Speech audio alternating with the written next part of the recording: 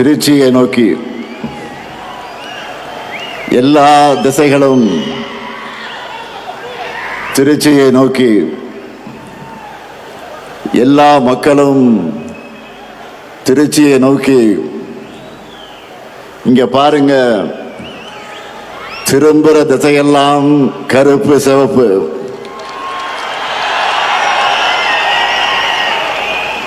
திரும்பும் திசையெல்லாம் அண்ணாவின் தம்பிகள். திரும்பும் திசையெல்லாம் கலைஞரின் உடன்பிறப்புகள். தெற்கே குமரியிலிருந்து வடக்கே கும்மிடிப்பூண்டி வரை தமிழ்நாடே இந்த சிறகனூர்ல திரண்டு சிறகனூர் பெருகனூராக ஆகியிருக்கு. எதிரிகளால வீழ்த்த முடியாத திராவிட முன்னேற்ற கழகத்தின் பெரும் சேனை இங்கே திரண்டிருக்கு. இந்த சேனையினுடைய தலைமை தொண்டனாக முத்துவேல் கருணாநிதி ஸ்டாலின் அழைப்பை ஏற்று வந்திருக்கக்கூடிய தலைவர் கலைஞருடைய அன்பு உடன்பிறப்புகளே, உங்க எல்லாருக்கும் என்னுடைய முதல் வணக்கம். வரவேற்புரை ஆற்றிய மாநாட்டினுடைய தலைவர், கழகத்தினுடைய முதன்மை செயலாளர், என்னுடைய ஆறுயிர் சகோதரர் கே.ஏ. நேரு அவர்களே, உடல்நிலை காரணமாக இங்கு வர முடியாத நிலைக்கு ஆளாக்கப்பட்டிருக்கக்கூடிய, ஆனால் அதே நேரத்தில் தொலைக்காட்சியில இந்த மாநாட்டை பார்த்து கொண்டிருக்கக்கூடிய கழகத்தினுடைய பொதுச் செயலாளர் என்னுடைய ஆரியர் அண்ணன் துரைமுருகன் அவர்களே, கழக பொருளாளர் அருமை சகோதரர் டி.ஆர். பாலு அவர்களே, கழகத்தினுடைய துணை பொதுச் செயலாளர்கள் ஐ. பெரியசாமி அவர்களே, முனைவர் பொன்முடி அவர்களே, என்னுடைய அன்பு தங்கை கனிமொழி கருணாநிதி அவர்களே, திருச்சி சிவா அவர்களே, ஆ. ராசா அவர்களே, அந்தியூர் செல்வராஜ் அவர்களே, மூப்பே சாமிநாதன் அவர்களே, இளைஞரணியின் செயலாளர் தம்பி உதயநிதி உள்ளிட்ட அனைத்து அணிகளின் செயலாளர்களே, பொறுப்பாளர்களே, தலைமை கழகத்தின் நிர்வாகிகளே, ஆற்றல் மிக்க மாவட்ட கழகத்தினுடைய செயலாளர்களே, சட்டமன்ற நாடாளுமன்ற முன்னாள் இந்நாள் உறுப்பினர்களே, அன்பு சகோதரர் முன்னாள் முதல்வர் OPS அவர்களே, உள்ளாட்சி அமைப்புகளின் பிரதிநிதிகளே, இந்த மாநாட்டிற்காக இரவு பகலாக உழைத்திருக்கக்கூடிய ஒருங்கிணைந்த திருச்சி மாவட்ட கழகத்தினுடைய நிர்வாகிகளே, உங்கள் அனைவருக்கும் என்னுடைய மாலை வணக்கம். கடந்த 3 மாசமா நாம் நடத்துவது மாநாடுகள் தான். தம்பி உதயநிதி அவர்கள் மண்டல வாரியாக நடத்தின இளைஞரணி நிர்வாகிகள் சந்திப்பு மாநாடுகள், என்னுடைய அன்பு தங்கை கனிமொழி அவர்கள் நடத்தின மகளிர் அணியின் வெல்லும் தமிழ் பெண்கள் மாநாடுகள்,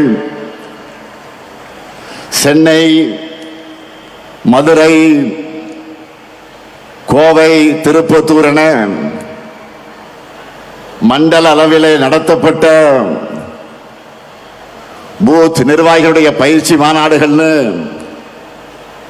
லட்சக்கணக்கான நிர்வாகிகள் அழைத்து மாநாடுகள் நடத்தி தேர்தலுக்கான பணிகளை தொடங்கினோம். அதற்கெல்லாம் உச்சமாக இன்று 10 லட்சம் பேர் பங்கெடுத்திருக்கக்கூடிய பெரிதினும் பெரிய மாநாடா திருச்சியில இந்த மாநில மாநாடு நடந்து கொண்டிருக்கிறது. இங்க நான் வந்தப்போ மாநாட்டு என்ட்ரியிலிருந்து மேடை வரைக்கும் நீங்க கொடுத்திருக்கக்கூடிய இந்த வரவேற்பு அடாடாடாடாடா, அதே போல உங்க முகத்துல பார்த்த மகிழ்ச்சி இருக்க என்னுடைய வயசை குறைச்சிருக்கு. ஆக அந்த தெம்போடு நின்று கொண்டிருக்கிறேன். போன வாரம் என்னுடைய பிறந்த நாளுக்கு போன்ல எனக்கு மற்ற மாநிலங்களிலிருந்து தலைவர்கள் எல்லாம் வாழ்த்து சொன்னப்போ என்னுடைய வயசை நம்ப முடியலன்னு சொன்னாங்க. இந்த மாதிரி என்னை இளமையா வச்சிருக்க காரணமே நீங்க தான், உங்க அன்பு தான். ஆன்மீக அன்பர்கள் சொல்லுவாங்க, என்ன தவம் செய்தனை, அதுபோல உங்களை எல்லாம் உடன்பிறப்புகளாக பெற நான் என்ன தவம் செய்தேனோ, கோடிக்கணக்கான உடன்பிறப்புகளோட தலைமை தொண்டனா என்னை தேர்ந்தெடுத்தது நீங்க தான். இந்த தாய் தமிழ்நாட்டினுடைய முதலமைச்சரா நான் பொறுப்பேற்க காரணமும் நீங்க தான். உங்களால் தான் நான் வளர்ந்தேன், உங்களால் தான் நான் உயர்ந்தேன், உங்களுக்காகத்தான் நான் வாழுகிறேன். இந்த பாச பிணைப்பு, உடன்பிறப்புகள் என்ற இந்த உயிர் துடிப்பு, இதெல்லாம் இன்றைக்கு நேற்றைக்கு ஏற்பட்ட பந்தமா? திராவிட முன்னேற்ற கழகம் உருவான காலம் தொட்டு 75 ஆண்டுகளாக தொடர்கிற அன்பு இது. பேரறிஞர் அண்ணாவும் முத்தமிழறிஞர் கலைஞரும் அவர் வழிவந்திருக்கக்கூடிய நானும் இந்த பாச உணவைத்தான் உங்களிடத்தில் நான் பார்க்கிறேன். கழக வரலாற்றில் எத்தனையோ திருப்பு முனைகளுக்கு அடித்தளமிட்ட வீரர்கள் கூட்டமாம் திருச்சியில இந்த மாநாட்டை நாம் நடத்தி கொண்டிருக்கிறோம். இந்த மாநாடு எதுக்குன்னு நிறைய பேர் கேட்கிறாங்க. ஒரு கிரிக்கெட் மேட்ச்ல ஃபர்ஸ்ட் பால்ல இருந்து ரன் அடிக்கிறது முக்கியம்தான். அதே சமயம் ஃபைனல் ஓவர்களை அடிச்சு ஆடி லாஸ்ட் பால்ல வின்னிங் ஷாட்டா சிக்ஸர் அடிச்சு ஜெயிக்கிறது என்பது கிராண்ட் பினிஷிங்காக இருக்கும். அப்படிப்பட்ட வெற்றியை 2026 நாம் பெறுவதற்காகத்தான் இந்த மாநாடு. அதுக்காகத்தான் இந்த மாபெரும் மாநில மாநாட்டை இவ்வளவு சிறப்பாக ஏற்பாடு செய்திருக்கிறார் நம்முடைய மாண்புமிகு அமைச்சர் ஆர்வீர் சகோதரர் திருச்சியின் தீரர் KN நேரு அவர்கள். முதல்ல அவருக்கு தலைவராக என்னுடைய சார்பிலும், மேடையில் இருக்கக்கூடிய தலைமை கழகத்தின் நிர்வாகிகள் சார்பிலும், என் எதிரில் இருக்கக்கூடிய அனைவரின் சார்பிலும் நம்முடைய பாராட்டுக்கள், வாழ்த்துக்கள். நம்ம நேருகிட்ட மாநாடுன்னு சொல்லிட்டாலே போதும், அவருக்குள்ள ஒரு புதிய எனர்ஜி வந்துடும். நாம நினைக்கிறதை விட எப்போ பிரம்மாண்டமாக பண்ணுவதுதான் நேருவுடைய ஸ்டைல். அதனால்தான் நான் எப்பவும் சொல்றது, மாநாடுனா நேரு, நேருனா மாநாடு. இப்ப கூட பாருங்க, 200 ஏக்கர் இடத்தை தேர்ந்தெடுத்து 200 இடங்கள்ல வெல்லணும்னு குறிப்பால தொண்டர்களுக்கு சொல்லிட்டாரு. நமக்கான கிரவுண்ட ரெடி பண்ணி கொடுத்துட்டாரு. இனிமே நாம தொடர்ந்து அடிச்சு ஆடணும். இந்த மாபெரும் மாநாட்டுக்காக அயராது உழைத்திருக்கக்கூடிய அவருக்கும் அவருக்கு துணை நின்ற ஒருங்கிணைந்த திருச்சி மாவட்ட நிர்வாகிகளுக்கும் என்னுடைய பாராட்டுக்கள், வாழ்த்துக்கள். இன்றைக்கு நாம் முழங்கும் ஸ்டாலின் தொடரட்டும், தமிழ்நாடு வெல்லட்டும், இது ஏதோ தனிப்பட்ட ஸ்டாலினுக்காக முழக்கம் அல்ல. நம்ம எல்லாம் உருவாக்கின திராவிட முன்னேற்ற கழகம் தொடரட்டும் என்பதுதான் இதனுடைய உண்மையான பொருள். திருச்சியை மாநாட்டுக்காக நாம் ஏன் தேர்ந்தெடுக்கிறோம்? இது தமிழ்நாட்டுடைய மைய பகுதி மட்டுமல்ல, இதுதான் கழகத்தின் மாநாட்டு பகுதி. இன்றைக்கு நாம் நடத்திட்டு இருக்கிறது 12வது மாநில மாநாடு. இந்த 12 மாநில மாநாடுகள்ல 7 மாநாடுகள் திருச்சியில் தான் நடந்திருக்கிறது. 1956 2வது மாநில மாநாடு, 1990 6வது மாநில மாநாடு, 1996 8வது மாநில மாநாடு, 2006 9வது மாநில மாநாடு, 2014 10வது மாநில மாநாடு, 2021 11வது மாநில மாநாடு, இதோ இப்போ 12வது மாநில மாநாடு. ஈரோடு தந்த பகுத்தறிவு புரவலர் தந்தை பெரியார் மாளிகை கட்டி வாழ்ந்தது இதே திருச்சியில தான். தனித்தனி இயக்கம் நடத்திய போதும் கொள்கையால் ஒருபோதும் பிரியாத தந்தை பெரியாரும் பேரறிஞர் அண்ணாவும் வெவ்வேறு வழக்குகளில் ஒரே சிறையில் இருந்தது இதே திருச்சியிலே தான். ரயில்வே சந்திப்பின் ஒரு முனையில் தந்தை பெரியாரும் மறுமுனையில் முத்தமிழக தலைவர் கலைஞரும் இந்தி எழுத்து அழிப்பு போராட்டத்தை நடத்தினதும் இதே திருச்சியில தான். கள்ளக்குடி போராட்டத்தில் கைதான தலைவர் கலைஞர் சிறையில் அடைக்கப்பட்டதும் இதே திருச்சியில தான். அப்போ 1953 கை குழந்தையாக இருந்த என்னை என்னுடைய அன்னையார் தயாளம்மையார் அவர்கள் கொண்டு வந்து தலைவர் கலைஞர்கிட்ட காட்டினதும் இதே திருச்சியில் இருக்கக்கூடிய சிறையிலே தான்.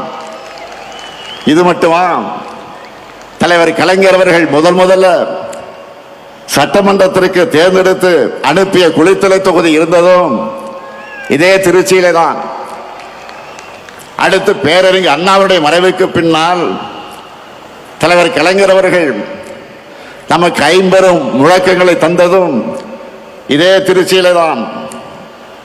அதனாலதான் சொல்றேன், திருச்சி என்றாலே திருப்பம், திருச்சி என்றாலே எழுச்சி, திருச்சி என்றாலே உணர்ச்சி, திருச்சி என்றாலே மகத்தான வெற்றி.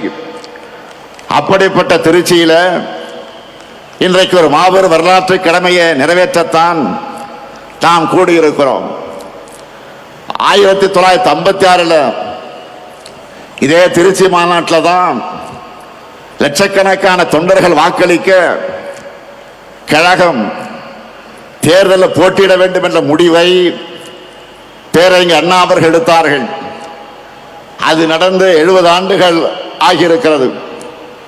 இந்த தருணத்தில் தந்தை பெரியாரால் கொள்கை உரம் பெற்று பேரறிஞர் அண்ணா அவர்களால் பக்குவப்படுத்தப்பட்டு தமிழக தலைவர் கலைஞர் அவர்களால் வழிநடத்தப்பட்ட நாம தான் தமிழ்நாட்டை தொடர்ந்து ஆள வேண்டும் என்ற உறுதியை இந்த மாநாட்டில் எடுத்துக்கொள்ள வேண்டும். இந்தியாவிலேயே முதல் மாநில கட்சியா நம்முடைய கழகத்தை ஆட்சியில் அமர்த்தினார் பேரறிஞர் பெருந்தகை அறிஞர் அண்ணா அவர்கள். அவரது வழியில 5 முறை தமிழ்நாட்டை ஆட்சி செய்தார் நம்முடைய உயர்நீக தலைவர் கலைஞர் அவர்கள். ஒரு நீண்ட இடைவெளிக்கு பிறகு 10 ஆண்டுகள் கழித்து உங்களின் ஒருவரான என்னுடைய தலைமையில 6வது முறையாக ஆட்சிக்கு வந்தோம். இப்போ 7வது முறை மட்டுமல்ல, இனி என்னாலும் கழகம்தான் தமிழ்நாட்டை ஆளணும் என்ற சூழ்நிலைக்குத்தான் இங்கே கூடியிருக்கிறோம். இதுதான் நம்முடைய கடமை, அனைவருடைய பெருங்கடமை. இது எதற்காக சொல்லுகிறேன் என்று கேட்டால், நான் முதலமைச்சராகவும் சில பேர் அமைச்சர்களாகவும் பல பேர் எம்எல்ஏ ஆகவும் சொல்லுகிறோமா? இல்லை. நம்ம தமிழினத்தை காக்க தகுதியும் திறமையும் உழைப்பும் கொண்ட ஒரே படை நம்முடைய கருப்பு சிவப்பு படைதான். நமக்குன்னு ஒரு மாபெரும் வரலாறு இருக்கிறது, நமக்கென்று ஒரு லெகசி இருக்கு. தமிழை காத்தவர்கள் நாம், தமிழ்நாட்டுக்கு பெயர் வச்சவங்க நாம், நம் மாநிலத்தை எல்லா நிலையிலும் உயர்த்துறவங்க நாம். இப்ப கூட தமிழ் மண்ணுக்கு காவல் அரணா இருக்கிறவங்க நாம தான். தமிழ்நாடு நம்மை நம்பித்தான் இருக்கு, நாமும் தமிழ்நாட்டை நம்பித்தான் இருக்கிறோம். அதற்காகத்தான் சொல்லுகிறேன், திராவிட முன்னேற்ற கழக ஆட்சி தொய்வில்லாமல் தொடரணும். அதற்காக நாம உழைக்கணும், அதற்காகத்தான் சூழலைக்கணும். இந்த நேரத்தில் தந்தை பெரியார் 1971 தேர்தலின் போது சொன்னதை நினைச்சு பார்க்கிறேன். திமுக ஆட்சி தொடர்ந்தாதான் தமிழ் சமுதாயம் எதிர்பார்க்கிற முன்னேற்றம் ஏற்படும். இப்பவும் தந்தை பெரியார் சொன்னதை மனசுல வச்சு நம்முடைய பயணத்தை தொடரணும். இங்கே வந்ததும் என்னுடைய நினைவுக்கு வந்தது 2021 தேர்தலுக்கு முன்னால் இதே திருச்சியில இதே இடத்துல 7 இலக்குகளை உறுதிமொழிகளாக நான் அறிவித்தேன். அதில் முதல் இலக்கு வளரும் வாய்ப்புகள், வளமான தமிழ்நாடு. 2வது இலக்கு மகசூல் பெருக்கம், மகிழும் விவசாயி. 3வது இலக்கு குடிமக்கள் அனைவருக்கும் குறையாத தண்ணீர். 4வது இலக்கு அனைவருக்கும் உயர்தர கல்வி, உயர்ந்த மருத்துவம். 5வது இலக்கு எழில்மிகு மாநகரங்களின் மாநிலம். 6வது இலக்கு உயர்தர ஊரக கட்டமைப்பு, உயர்ந்த வாழ்க்கை தரம். 7வது இலக்கு அனைவருக்கும் அனைத்துமான தமிழ்நாடு. நெஞ்சை நிமிர்த்தி சொல்லுகிறேன், இந்த 7 இலக்குகளையும் நம்முடைய 5 ஆண்டு ஆட்சியுடைய திட்டங்களால நிறைவேற்றி காட்டியிருக்கிறோம். அதனாலதான் மக்கள் மகிழ்ச்சியாக இருக்காங்க. இதையெல்லாம் நம்முடைய எதிரிகளே இன்றைக்கு மனசுக்குள்ள ஒத்துக்கொள்வாங்க.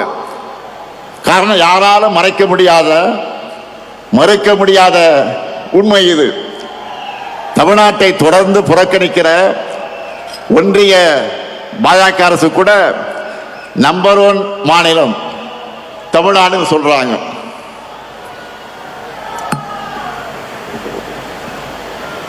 உலக பத்திரிகைகளை சூப்பர் ஸ்டார் ஸ்டேட் தமிழ்நாடுன்னு பாராட்டுறாங்க.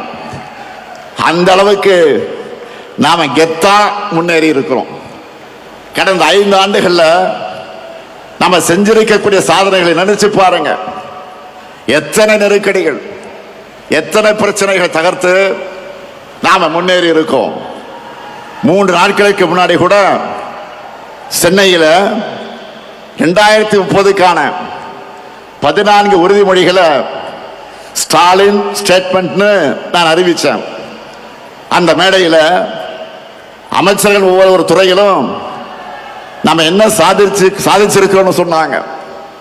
5 ஆண்டுகள்ல ஒரு மாநில அரசால இவ்வளவு பண்ண முடியுமான்னு எல்லாரும் பிரமிச்சு பார்த்தாங்க. நமக்கே மலைப்பா இருந்துச்சு. நம்முடைய சாதனைகளை பிபிடி போட்டு காட்டணும், டிவியில போட்டு காட்டணும். அதுல அதிமுக ஆட்சியோட நாம செஞ்சிருக்கிறத கம்பேர் பண்ணி சொன்னாங்க. அதுல சிலதை மட்டும் உங்களுக்கு நான் சொல்ல விரும்புகிறேன். நல்லா கவனிங்க. மக்கள் கிட்ட போய் நீங்க சொல்லணும்.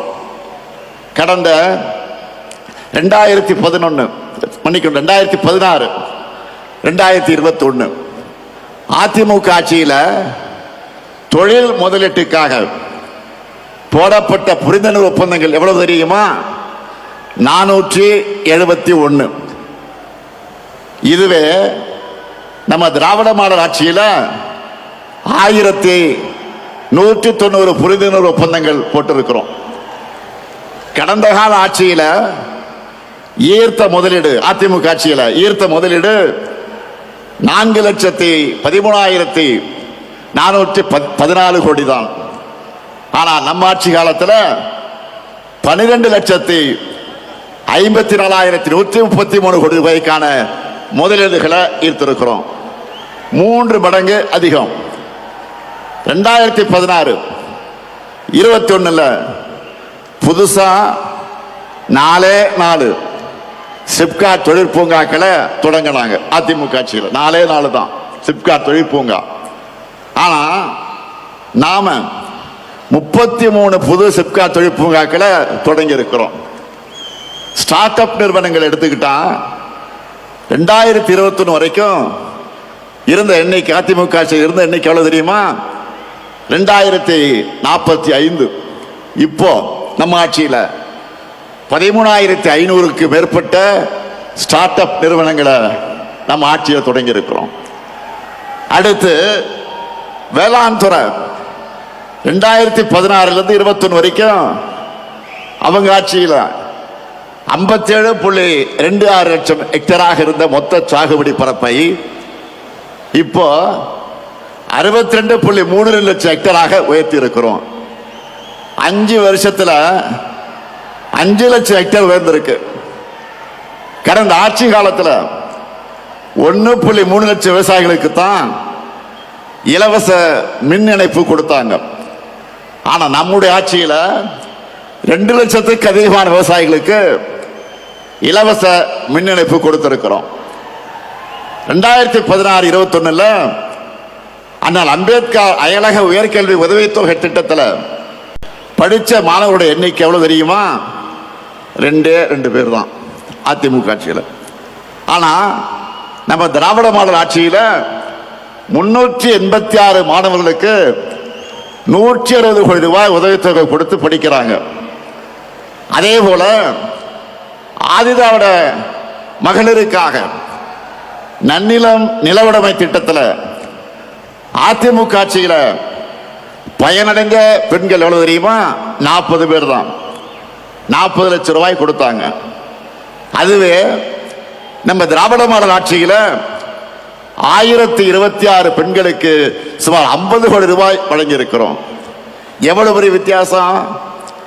அடுத்து ஸ்போர்ட்ஸ்ல, விளையாட்டுத்துறை ஸ்போர்ட்ஸ்ல நம்ம இளைஞர்கள் இன்னைக்கு எப்படியெல்லாம் சாதிக்கிறாங்க. அதுக்கு காரணம் என்ன? விளையாட்டுத்துறைக்கு 800 கோடி ரூபாயாக இருந்த நிதி ஒதுக்கீட்ட நம்ம ஆட்சியில் 2228 கோடி ரூபாயாக உயர்த்தி இருக்கிறோம். அது மட்டுமல்ல, 2016-21 வேலை வாய்ப்பு வழங்கப்பட்ட விளையாட்டு வீரர்கள் எத்தனை பேர் தெரியுமா? 3 பேர் தான். ஆனா நம்ம அரசுல 301 விளையாட்டு வீரர்களுக்கு வேலை வாய்ப்பு வழங்கி இருக்கிறோம்.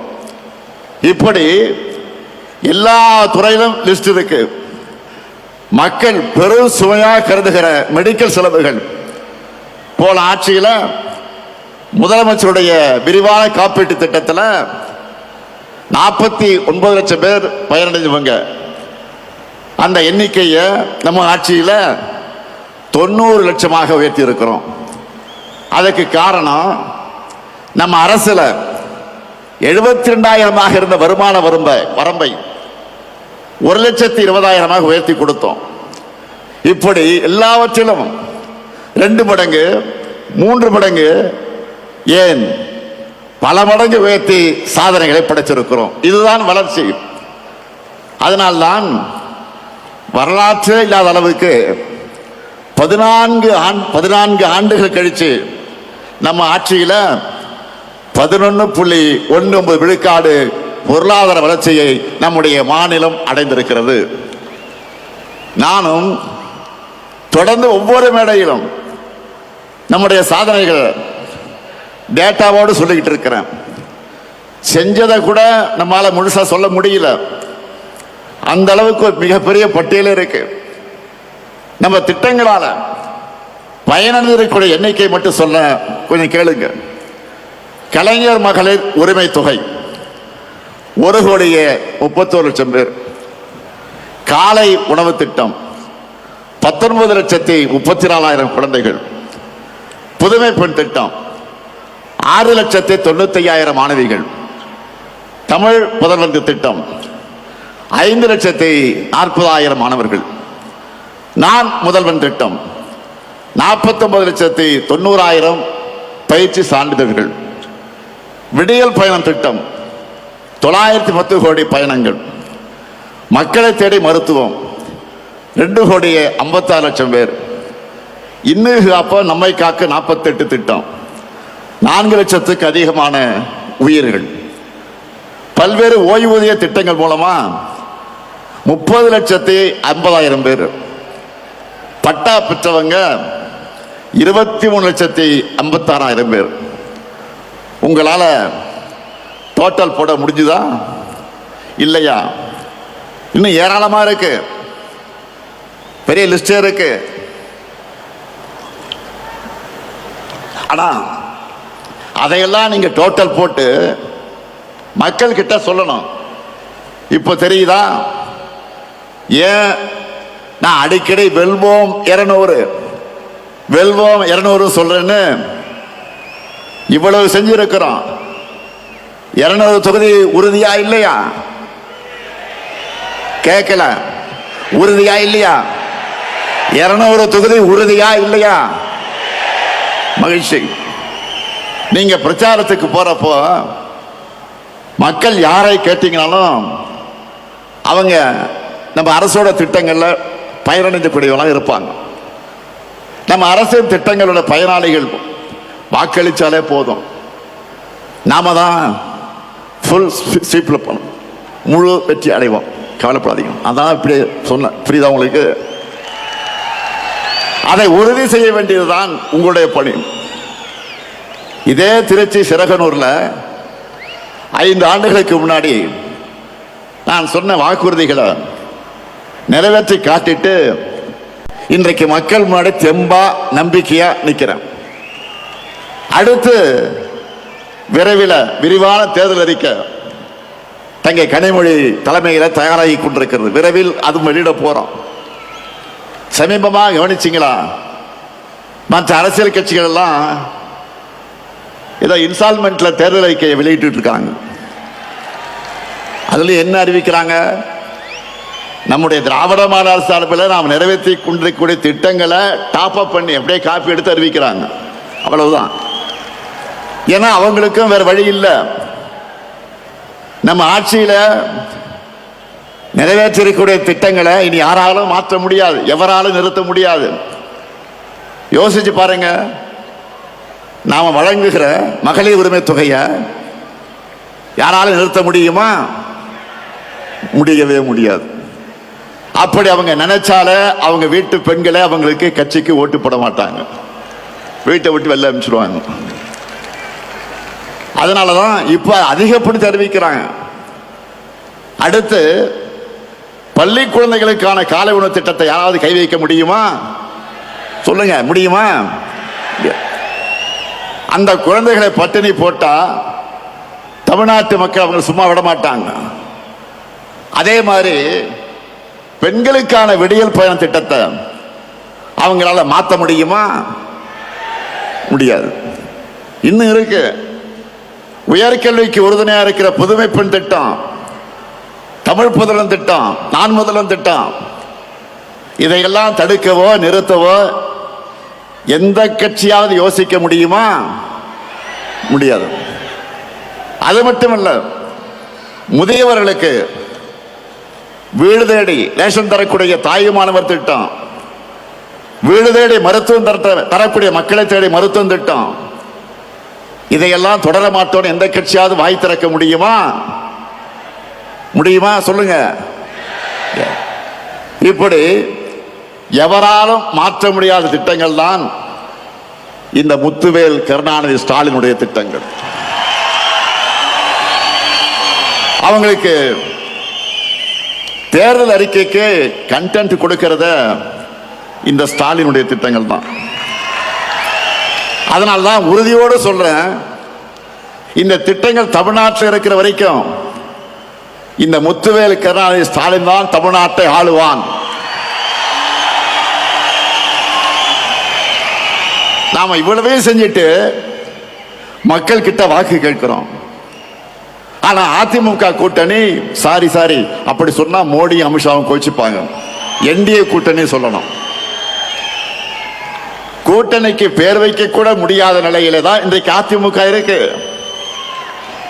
சரி, அவங்க சொல்ற மாதிரி அந்த என்டிஏ கூட்டணி தமிழ்நாட்டுக்கு என்ன பண்ணி இருக்கு? கடந்த 5 ஆண்டுகள்ல நமக்கு தர வேண்டிய கல்வி நிதி, ஜல்ஜீவன் திட்ட நிதி, 100 நாள் வேலை திட்ட நிதி, பேரிடர் நிவாரண நிதி, நாம கேட்ட எதையும் தரல. மாநிலத்துக்கான சிறப்பு திட்டங்களையும் தரல. ஏன்?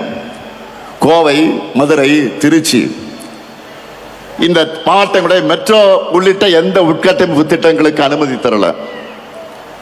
நாம கேட்கிறது நன்மை செய்யணும், ஆட்சி பொறுப்புக்கு வரணும் என்ற எண்ணம் அவங்களுக்கு இருந்திருந்தா அடிப்படையா மாநிலத்துக்கு கேட்டதையாவது அவங்க கொடுத்திருக்கணும். எதுவுமே இல்லையா? பாஜக தமிழ்நாட்டுக்கு தந்ததெல்லாம் என்ன தெரியுமா? ஆளுநர் மூலமாக குடைச்சல், மாணவர்களை உயிரோடு விளையாடக்கூடிய நீட் தேர்வு, இந்தி திணிப்பு, மிரட்டி பார்க்க ரைடுகள். இப்படிப்பட்ட ஆட்சிதான் பிரதமர் மோடி சொல்லுகிற என்டிஏ ஆட்சி. தமிழ்நாட்டுக்கு எந்த நன்மையும் செய்யாத இவங்க தான் நம்ம எதிர்த்து நிற்கிறாங்க. தமிழ்நாட்டு மேல எந்த அளவிற்கு வன்மம் இருக்குன்னு சொல்லணும்னா, தேர்தல் வருதுன்னு கூட தெரியாம, அதை பற்றி கவலைப்படாம, நமக்கான எதையும் அறிவிக்க இவங்களுக்கு மனசு வரல. நான் கேட்கிறேன், இப்படி திட்டமிட்டு தமிழ்நாட்டை புறக்கணிக்கிற என்டிஏ கூட்டணிக்கு எங்க மக்கள் எப்படி வாக்களிப்பாங்க? எந்த நம்பிக்கையில நீங்க தமிழ்நாட்டுக்கு வரீங்க? தமிழ்நாடு கேட்கிறதெல்லாம் நான் சொல்லுகிற என்டிஏவுக்கு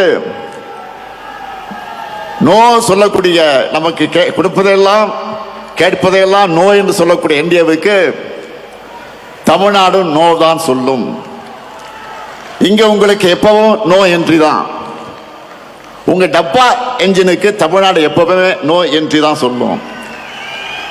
சில நாட்களுக்கு முன்ன நான் சொன்னேன், இந்த தேர்தல் தமிழ்நாடு வெர்சஸ் என்டிஏ, இன்னும் சொன்னா தமிழ்நாடு அணியா டெல்லி அணியா என்று பார்க்கிற தேர்தல் என்று சொன்னேன்.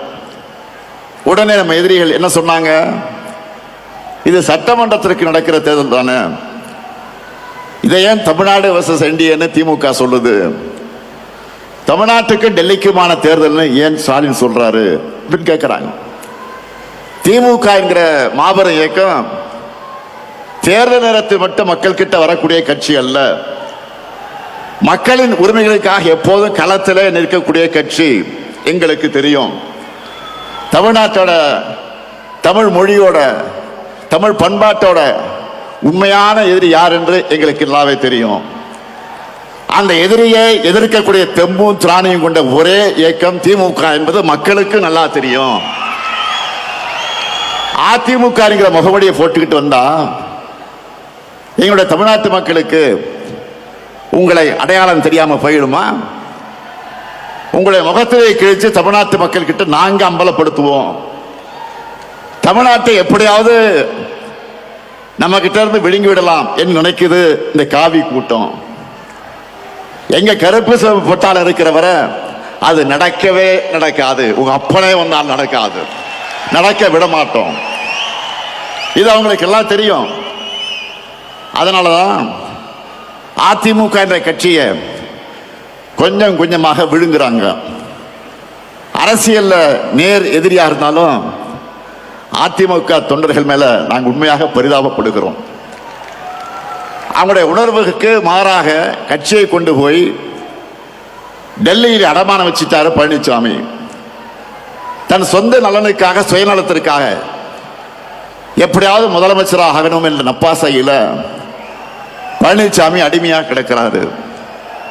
அவரை வச்சு ஒட்டுமொத்த அதிமுகவை அழிக்கிற வேலையை பாஜக செஞ்சுக்கிட்டு இருக்கு.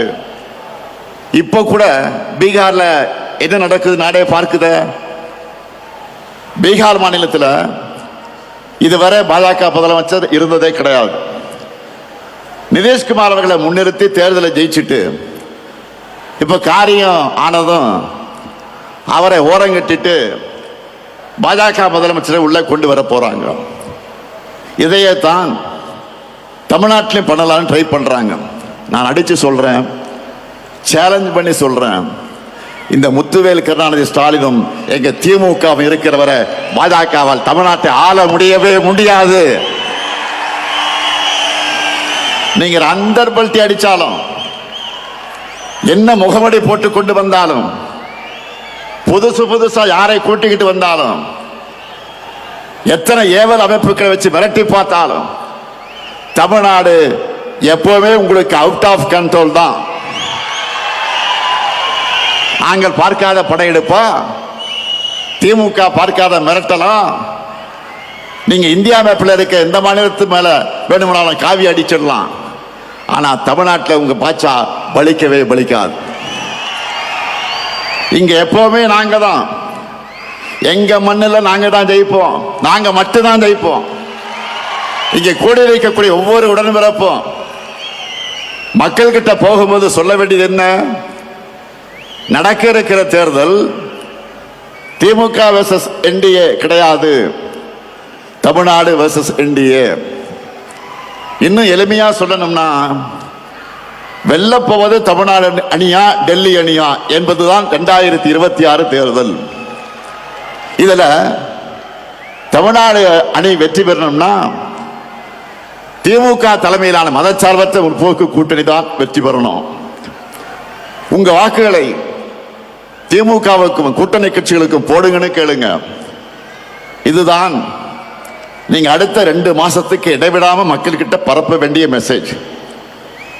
அதே போல இங்க வந்திருக்கக்கூடிய உடன்பிறப்புகளுக்கு நான் வைக்கிற இன்னொரு வேண்டுகோள் என்பது, உதயசூரியன் சின்ன வெற்றி பெற நீங்கள் ஒவ்வொருத்தரும் எந்த அளவுக்கு உழைக்கிறீங்களோ அந்த உழைப்பை நம்ம கூட்டணி கட்சியின் சின்னங்களின் வெற்றிக்கும் கொடுக்கணும். ஏன்னா நம்முடைய சாதனைகள் கொள்கையில் மட்டும் நம்மளுடைய பலம் அல்ல, 4வது பொது தேர்தலை இணைஞ்சு சந்திக்கிற கூட்டணியும் நம்முடைய பெரிய பலம்தான். மற்றவங்களை மாதிரி வெறும் தேர்தலுக்காக எலெக்ஷன் சீசன்ல மட்டும் நாம கூட்டணி வைக்கல. கொள்கையின் அடிப்படையில் கொள்கை தோழர்களான கூட்டணி கட்சி அந்த வேட்பாளருக்கு நீங்க களத்தில் கடுமையா உழைக்கணும் என்று நான் கேட்டுக்கொள்கிறேன். மக்களை போய் சந்திக்கிற நீங்க இன்னொரு விஷயத்தையும் சொல்லுங்க. தமிழ்நாட்டில் இதுவரை பேரறிஞர் அண்ணா, முத்தமிழறிஞர் கலைஞர், மக்கள் தலைவர் எம்ஜிஆர், அம்மையார் ஜெயலலிதா ஆகியோர் முதலமைச்சராகணும் என ஓட்டு போட்டு மக்கள் தேர்ந்தெடுத்தாங்க. நல்லா கவனிங்க, மறுபடியும் சொல்றேன். பேரறிஞர் அண்ணா, முத்தமிழறிஞர் கலைஞர், மக்கள் தலைவர் எம்ஜிஆர், அம்மையார் ஜெயலலிதா ஆகியோர் முதலமைச்சர் ஆகணும் என ஓட்டு போட்டு தேர்ந்தெடுத்தீங்க. அவங்களுக்கு பிறகு நீங்க ஓட்டு போட்டு ஜெயிக்க வச்சது இந்த ஸ்டாலினை தான்.